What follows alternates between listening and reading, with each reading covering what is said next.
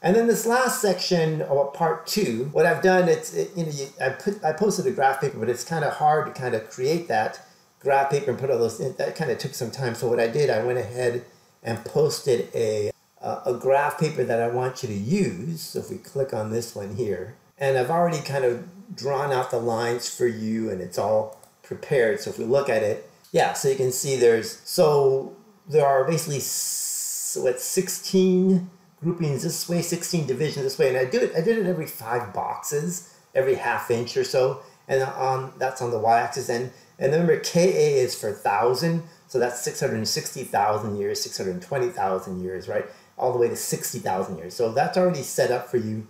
So remember, this is time on the y-axis. The x-axis is going to be your morphology, or your change in form.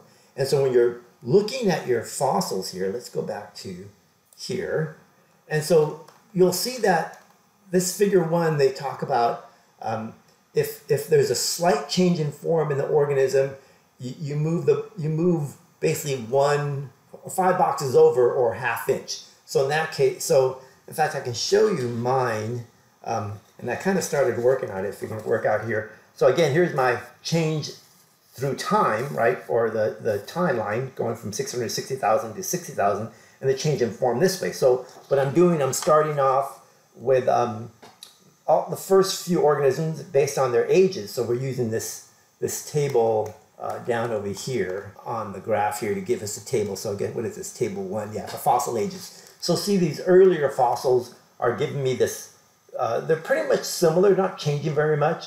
But then once you get to fossil 16 here, there's a slight change, right?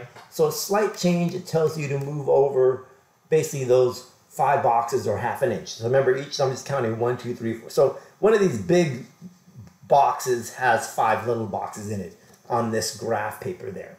And so if you have a change, like this one here, then you move a whole inch over. Oh, it's not 5 boxes. You should move 10 boxes over here. I got to change this to 10 boxes. And then if there's a significant change, then you move 1½ inches, or 15 boxes. I got to fix that there. So anyways, once you do that, you'll see that you're going to have some distribution of your species, sort of like this. And you may have maybe different. I want you to go ahead and show me what you get. Take a picture of this, include it in your lab. And then remember that when you have species that are kind of continuous, not changing much through time, that's an example of gradualism. But if you see this kind of rapid change horizontally in shorter periods of time, that's more of that punctuated equilibrium, right? So think about, because there's some questions that ask about punctuated equilibrium and gradualism. So there's examples of both on this in this worksheet here. And then, yeah, punctuated equilibrium, gradualism, yeah. So there are examples of both of them. And then they ask about what species became extinct, and there's several that became extinct. And so what you want to do is record, when they went extinct. Like these species are going extinct around 340,000 years ago. So you want to write some numbers down. You can actually figure out their age range, or their taxon range, so to speak. And then once you finish that, make sure after you take a picture of your graph with your fossils on it, include it in this lab here. All right, well, I hope that helps.